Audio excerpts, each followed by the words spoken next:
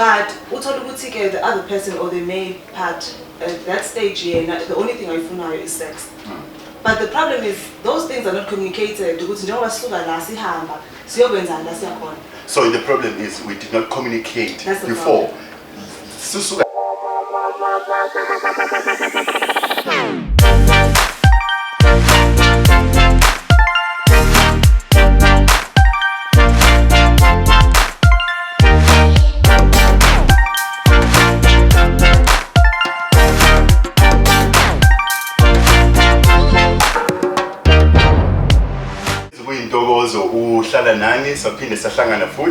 We podcast #mamela. This is a podcast that will make you listen. Topic namhlanje senza part 2 we social concern, because the last time sakhuluma nge social concern and we did not actually exhaust all the points or all the facts. But today sizokwenza show ukuthi konke lokho sifisa ukuthi ukuzwe naloko ofisa ukwazi siyabusho konke namhlanje. Let's know ukuthi namhlanje siphethe usis uNondomiso uwakandlovu osijoyinayo namhlanje uzeni expect kule indaba. Ngizomuzwa nani mayekhuluma. Mama uNdlovu sawubona. Sanibona. Njengenjwayelo laba abanye ke sesibajwayele babudlovu sawubona. Abahlobene bamdlovu sawubona. Sanibona. Makhonjelwayo sawubona. Nobabungwane njalo. Guys, ku sexual consent. The last episode sikhuluma nge sexual consent. There was a very important point eyayivelile ivezwa babungwane lento ekuthiwa implied consent. Ngicela ukuthi siyibuke kahle indaba ye-implied consent, because many people have been arrested just simply because of this implied consent. La kuthiwa khona no means yes. Then mase kufika enkantolo kuthiwa no means no. Ngisacela ukuthi babungwane uthi just take us through ku implied consent. Okay. No, into engangiyi-raise nge-implied consent. By the way, implied consent can be anything that I understand to be consent. Yeah. So into engiyazi ukuthi mina le ikhomba ukuthi umuntu uyavuma. In my mind, that's consent by implication. Yeah. Which means it is implied consent. Yeah. I-example ke engayenza kwi last episode yethu ngangithe kunabantu besilisa, for example, abazi ukuthi ukuhamba nami uvuma ukuthi siye endlini ebusuku siye ekamereni and we make out or we conduct foreplay. They understand that to be consent. So umuntu ugcine sezitshela ukuthi ngakho konke lokho you are saying, without saying it, you are implying ukuthi you are consenting to a sexual act. Yeah. Bese kuyaxatshanwa ke mase kuphakathi lapha usuthi no angikho lapho or ungithatha kanjani. Bese umbuzo kuba ukuthi awubuza into esilisa bekumele ngikuthathe kanjani ungangiyini uzelana. Bekumele ngikuthathe kanjani usuka ungahlali kusofa ukuze empedeni. Bekumele ngithathe kanjani uphumula. Uyabona yonke lonto leyo. So that's what I was raising when I raised the issue here, implied consent. Mama Ndlovu, implied consent, kukhona le statement, it's a very popular statement where people say no means yes. Kukhamba kukho implied consent. Usuhambile, you just met a guy wherever you were, senifikile endlini, lento esho babungwane, senifikile endlini. For nje siqale la, uzofika endlini yomfana. Yini isuke hamba emqondweni wakho? Do you really and honestly say sizoyihlalela I just we want to know him better? Kwenzekalani ku-implied consent? What's your opinion there? Nami ngayithatha ngendlela ebeka ngayo ukuthi sometimes abantu besifazane they sometimes prefer to engage in conversations, get to know the person, spend time with the person, not necessarily because they want to have sex with that person. But the other person or the male part at that stage here, the only thing I know is sex. But the problem is those things are not communicated. So the problem is we did not communicate before. So we need to talk about it. We need to talk about it. Yes. Okay. Let's say sisuka Godini siyahamba shona ukuthi okay njengoba sihamba la sengithengele masifika la siyakhona we're going to do this. Angithi ngisuka la ngazi ukuthi la ngiyakhona ngiyokwenzani. Yeah. Yabona. But musu uzothi njengoba ngisuka nawe la uqala ukuthi uyokwenzani. Cha bengiqala ukuthi uyodlala siyokhona. Oh, okay. You understand? But if you are upfront ngokuthi ufunani Because I believe abantu abasuke benza zonke lezi zinto basuke bekhule enough to talk about such things. Yeah. So you can just be upfront about it. Ukuthi nje asuka la whichever term you use, seshaya into ka-1. Yeah. Let's agree on that. Yabo. Sivumelane nje asuka la seshaya into ka-1. Masifika lapho nami ngiyazi sokwenzani. So makhonjela ngicela ungilekelele la. So ngeke kuze kwenzeke ukuthi usuke nomfana if just like the guy. Okay? Niphuzile uma ngabe beniphuza noma nisuke enkonzweni, because I don't think it's always the case ukuthi nisuke endaweni zokuzithokozisa, but sometimes maybe it could be church. Nisuke enkonzweni and then you agree immediately. So kuyenzeka ukuthi I simply agree to kuhamba nawe mfowethu just because ngifuna just to know you better. Singene endlini, sivale endlini, sihlale endlini njengoba ungwane shape, hlale phezu kombhede ungahlale esofeni, just because I just wanted to know you better. The thing is, right, abantu besilisa they have their own way of communicating when they are with one another, when they are alone. Yeah. So mangabe bebodwa bayakwazi ukutshelana ukuthi hayi lo ngiyamlanda ngomenzana batshelana bodwa. But angazi ukuthi kusuke sekwenzekalani mase kumele ayotshela yena loyo ayomuntu ukuthi amtshele ukuthi ngiyokwenza. Khane uzokwazi ukuthi uvume noma unqabe. Women are also similar, but with women, they are more intentional with the men. It seldom happens that you allow a man into your space that when you are a grown woman, now we're not talking about invulnerable states where just put under pressure. And I'm trying to make this also about gender and making it so rigid, Ganji, but it seldom doesn't happen where a woman, a grown woman who's well informed, allows umuntu wesilisa into a space ebekade engena maybe a friendship intention, or we were not that open. Umuntu nje mayekubingele estradini bakuzomfika uyamziba njengombingeleni. But if your energy is right and you're saying hi, then you say hi to you say hi back.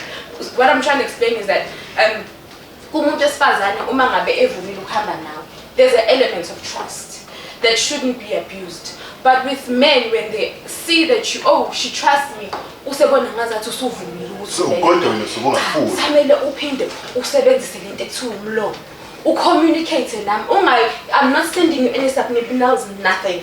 There's no implied nothing. A man must learn.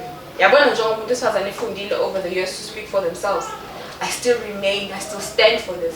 A man needs to learn how to use this and talk. Mawukhuluma futhi ucacise ukuthi no, not ukuthi ngifuna ukuthatha advantage.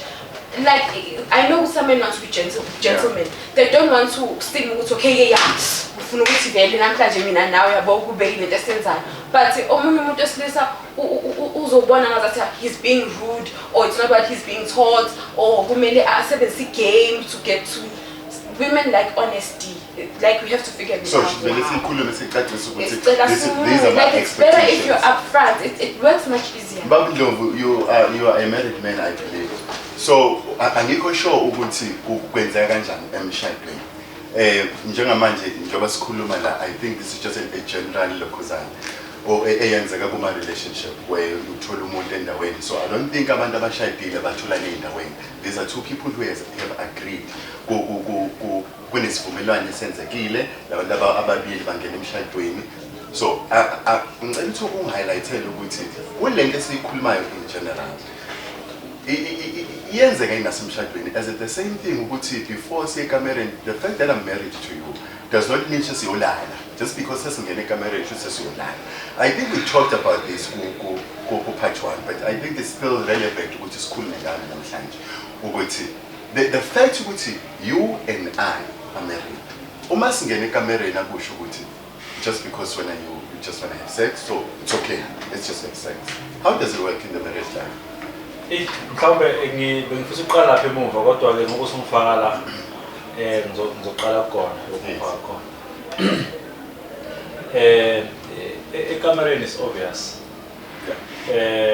Ukuthi amamutha kanjani abantu baba nje isimo sakhona asinokwazi apply njengomuntu ofika uyithole mhlawumbe njengasimo selenhlangane khona. Kodwa la inhlangane khona nabo kunzima akulona ubona ngathi khona iqiniso engekho kahle. Angeke ukuthi uhlangane nomuntu for the first time ngoba umtshele emakhaleni ngicela samsendini sokwenziwa no 2 no 3. It's impossible. For the first time umuntu uhlangana naye uzomtshela njalo ukuthi umjwayele ndoqala. Umbona ngathi uyini.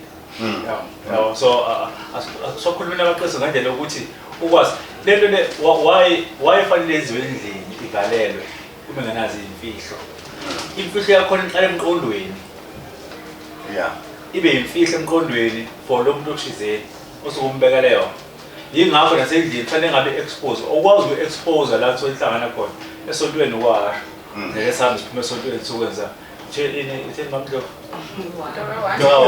uma esontweni khuluma leyo nto leyo yabona definitely sho ingane lo muntu lo ozobusha kuyena ngeke akwazi ukuya lapha yabo kodwa fanele kube khona indlela zokulida isimo esithile ingakho umuntu wesilisa eyilida nalapho futhi manje endlini famulide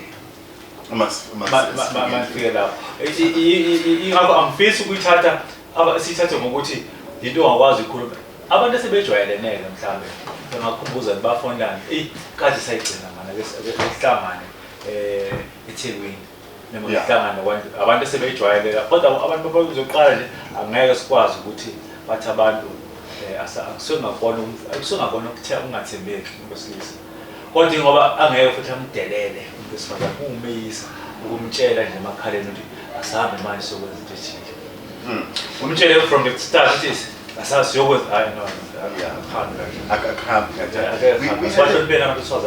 kumdelela wayena umtshela nje uthi sahambe sokubhala but abantu besifazane I heard from ulokhuzane uMamdlovu ukuthi kungathi kufanele sikhulumeni that's how they want it done ukuthi asikhulumeni because yini uyifunayo kuphela njengoba siyendlini yakho because mina le point le ngiyendlini yakho because ngifuna ukwazi kangcono angifuni ukuthi kwakho ngifuna nje sifike esihlali ngifuna ukuthi uhlala kuphi like your space whatever the case may be wena if ukuthi you've got intentions such as sexual intercourse asikhulume leyo nto so that I may prepare myself ukuthi siyendlini naki engikulindele ukuthi sikwenze we've heard it with yes not a problem mhlawumbe kungenzeka isifiso sibe njalo uma ngathi ubona intombi nje uyishela ethi ufuna ukungenzana ufuna ungishada uma ungasashadi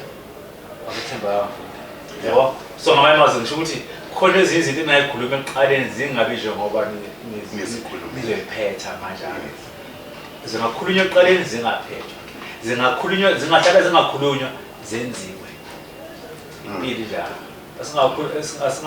asingeze ngathi lezi zinto sekufanele ngathi abantu sebephila ngaphansi phansi kwezinto ekhulunywa mayingakhulunywanga ngeke yenzeke.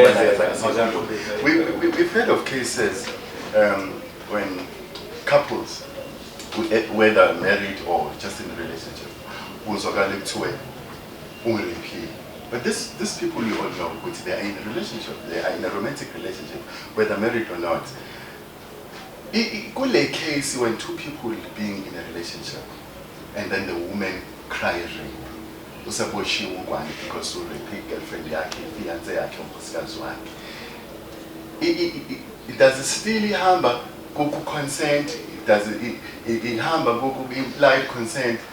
Kwenzakalani? What happens there? Mamdlovu ngicela ukuthi take us through that because most of the time it's women who says my partner raped me. Sasingenile endlini salala. I never wanted to have sex. I think it goes back to into eshiwo Mr. Ndlovu ukuthi kuya nange mood yomuntu kuya nga emotional state yomuntu at that time. If bekungaya ngami bengathi nakubantu who are married or in a relationship vumelanani yabona, don't assume ukuthi the person because uvumile ngibeka isandla then kusho ukuthi ayiziyadu vumelanani yabona. Everyone has their own love language yabona, so siyazi ukuthi this is a different case from lesiqale ngayo le yabantu asebevele bethandana sebevele baya understand uma ngabe ubeka isandla ngesiqhelisa that's no yabona. And then I believe uma ngisiqhelisa isandla ungacacelwa kahle definitely going to ask ukuthi awuthandi yini or whatever question ongayenza ukuthi ibuze ukuthi uyafuna noma ufuni yini. Uma semkushilo don't push because into efike yenzeke is umuntu wesifazane uzothi cha not namhlanje yabona nje uphethwe ikhanda mhlawumbe istyle esidala but usasho konke ukuthi cha hayi namhlanje hayi ukuthi we're not going to have sex anymore hayi namhlanje. You understand? Because when it comes to sex, ikudinga wena uphelele. Ayidingi wena just physically nje. Ikudinga psychologically, ikudinga emotionally as well. But uma sizoba kwi-sexual intercourse and you're the only one who's enjoying it and I'm not, that's sex. That's just what, it's not love making. It's just, it is forced sex. So it is rape. And people have been raped over years. Abanye abazi ukuthi they've been raped. Abanye they realize umese zakhulunywa kanje ukuthi yes yazi ngarape because then you're convinced to not convince a person. Ungayicela sex uphinde uyicela kwesibili then you but you can't, don't say I man how phela how now you're pushing it because I'm a wife ngifeel ngazathi as a wife, it's my responsibility to give sex to my husband. Then eventually I will give in. I will give in. You understand? I'm just giving in because I'm not there. I'm not there. So it's just physically you're doing sex and not doing so, but you're not doing so emotionally and psychologically it's not there. And I'm asking, can't they sense this thing with this person is not fully there?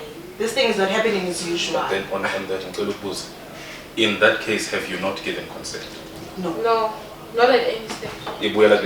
Last week. Yes. There are people who have been charged with rape, whether found guilty or innocent, who really don't believe that they raped. Yeah. But understand it because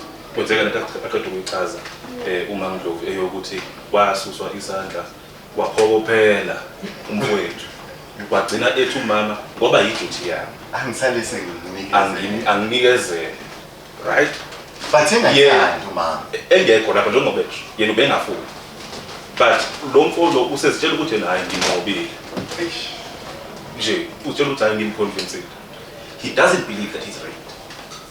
Then sometime later umama useyaphapha usethi you know what kahle mina ngumrape or boyfriend ngumrape useyombophisa right. And this guy doesn't understand it. Because we do not have the same idea of what consent is. And what that leads to is, if we don't have the same idea of what consent is, then we do not have the same definition of where rape begins.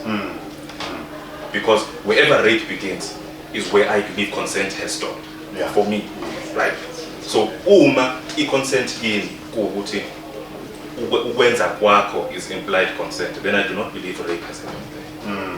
But if njengoba eshumamlo ethi I must be willingly engaging with you, if ngenza nawe kodwa bengingathandi ngase ngiyanikezela ngoba ungiconvincile, then in her mind consent has not been given, therefore she's been raped. But lo muntu enza naye I understand ukuthi manje kanjani. Makhonjwa, do you have something to say there when yes, kunento that I think ukuthi that we overlooking. Mangabe ukhula usasemncane, girls are told ukuthi vele a guy is supposed to chase you. Umfana ufundisiwe vele ukuthi you must just keep chasing and chasing and chasing. Umfana akakushela yona. Ukushela constantly until you what? Give in. So for them it's the same mentality when it comes to sex. They like uzoconvince ukuthi asani siseclubini sisesontweni silapho sikhona uzoconvince no manike senzele usizohlala. I'm hypothetically saying this. Sizohamba sizohlala sizobuka imovies sizo-Netflix sizochilla in and then there he goes, he's getting a boner now. And now his boner is your problem because he keeps on insisting that how you're gonna leave me like this. Like a man is you're just supposed to keep pushing and pushing and pushing, and the woman has to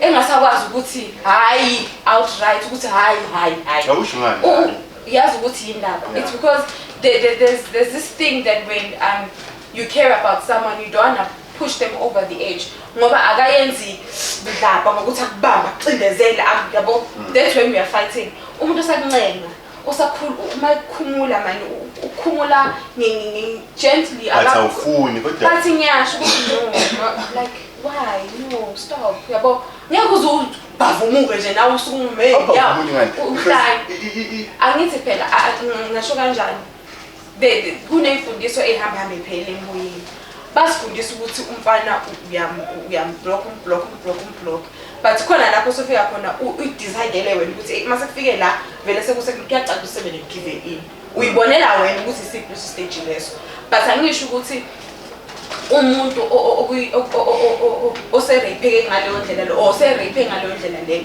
umuntu onga protected just because of indlela akhule ngayo wesifazane indlela afundiswa ngomuntu wesilisa i-consent whether implied or not it has to be a language that we're teaching each other from a young age kumele ukwazi mangabe umuntu wesilisa ukuthi ngiyamncenga ngamncenga ngiyambona ukuthi usiyacasa ukusezudinini kanti ufuna ukusaza kunyanye yini ukuze ubone ukuthi akafuni abantu abafana bafuna ukuthi uzomthuke ukuze azohlukana nawe umblock like udelele khona amagama amabi ukuze abone ukuthi awufuni yes so ushuthi nomuntu othi ufuna ukuthi mangabe you don't want to give sex or you don't want to have sex right now kumele lokho pushila uzofika kuleyo limit leyo how about this how about you just learn nje ukuthi yazi if she's honestly saying I'm not really feeling it, but we can chill and watch movies.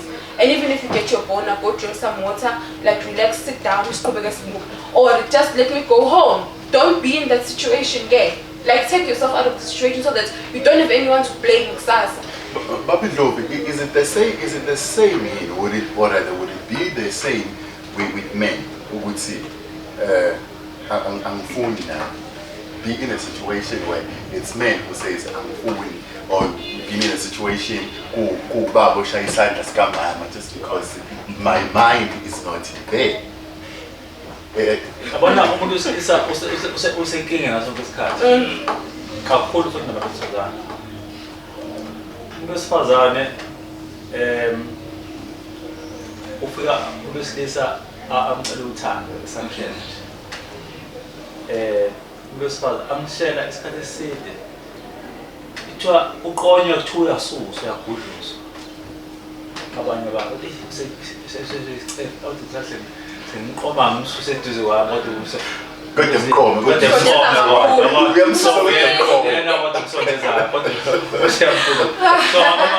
wayegudluzwa lo muntu kodwa unikezwe ithuba lokusendeza kakhulu umuntu wesilisa yena oshela lo muntu wesifazane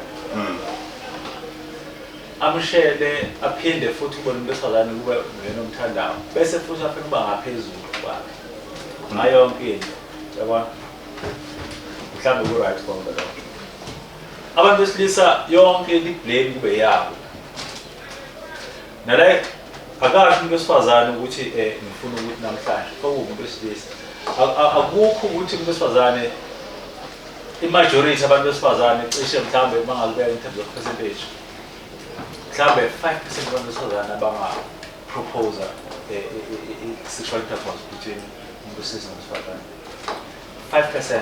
Laba ngampela inkuzimalanga.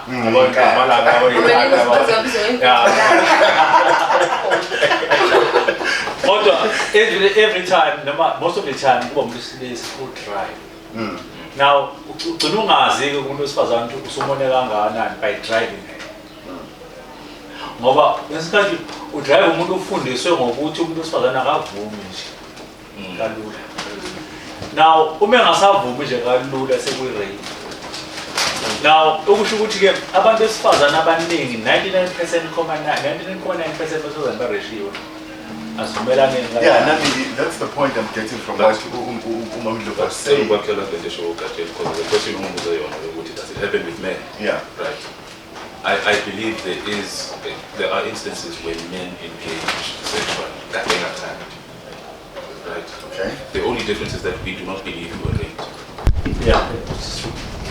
Thina ukuthi sikubona njengokuthi bengingathanda. Yeah. Ukashokile umama. Yeah. Kodwa ngamshela ba. Ngithi akayini. Ngizomshela manje. Njengoba kwala ekhaya. Yeah. Okuyiduty yakhe ukuthi provide impilo zalo mama. Kuselapho nje ehlongane. Ngenze isiqiniseko sokuthi awukho nokuqonda ukukhombisa ukuthi bengingekho lana. Yeah. yabo ngeke isiqiniseko sokuthi ngoba yena bese Ngoba mina la ngoba mengayewa mina la ngisho ngavula iminyango avula isango ashonile ngoba indawo yakhe ile ngicela ungene mamdlovu on that note why women would not see it that way, because iyangidisturb lento yokuthi two people who are in a relationship claim rape just simply because I was not there. Lento abayibekayo it makes sense to me, the fact ukuthi because it's my responsibility in a relationship, I'm expected ukuthi nami ngibe lapho. Yebo namhlanje angifuni kodwa ngoba umama uyafuna ngicela participate. Why women would not see it that way? Uyabona iqala ikuyela ngekade ngisho ukuthi even a married woman will reach a point la sikhona it's my duty as a wife. But later cry rape. But Yes. later cry rape. Abafani abantu, yes, some will do that.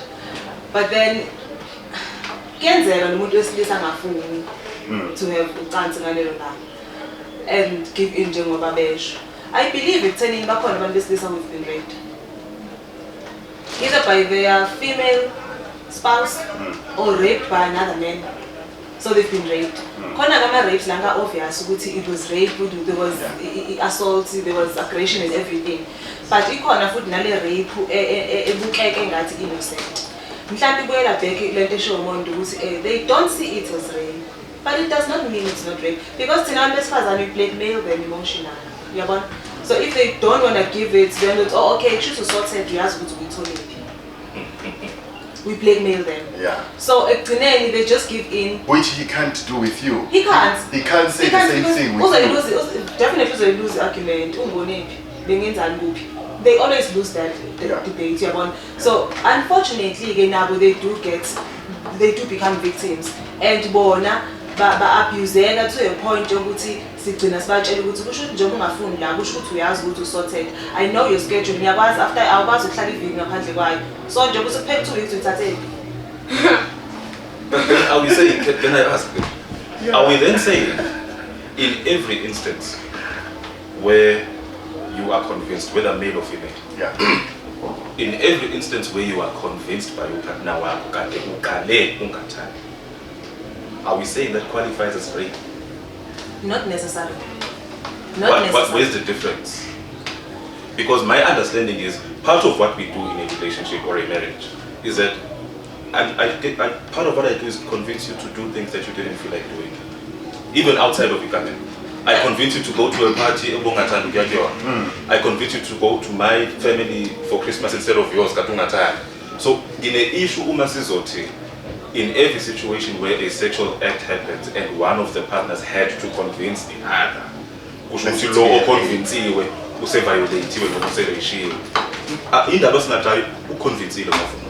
Yes, men are fool. Ngoba kuyona ngempela ngoba i-rape sifathi noma si-analyze ukuthi i-rape sokwenze njani. Mhlawumbe ngithi ngifuna selapho ukuthi what is rape kahle kahle, uyabona? Because and enye into kumele sibheke ukuthi every case ye-rape is different. We can have the same scenario kwa household one ingabi i-rape, because the people who are involved in that thing, both of them, they don't see it as rape, they see it as being convinced.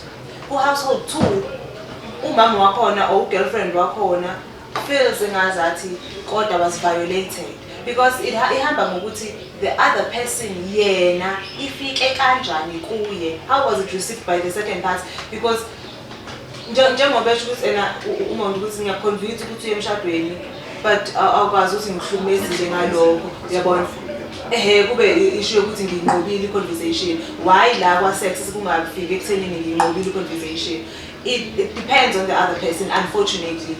Because uma mina ngifile ngazathi I was raped and yonke i-evidence engiyiletha phezu kwetafula proves ukuthi I was raped, then I was raped, unfortunately. Mina what I would just suggest, although ingekifike ndawo suggestion yami, but I would really suggest ukuthi it might sound ngazathi it's impossible noma into engekho nje, yabo, but I would really suggest ukuthi abantu abathole the consent yangempela, yabo. Yes. There was once a movie angayibona noma ngiyimentionile where a guy had a written consent for a girl ukuthi we're going to have this sexual engagement, and these are the things engizozenza kuwe, and these are the things you're not going to do to me. If you agree, you sign. If you feeling as a kunezinto oyibalile, u-A, B, C akuthandi, you scratch it out. Le nto yenza ukuthini? Uyazi where ama-limits akho. But again, that's not possible in a practical situation. But then, just to communicate, I think communication is key in everything.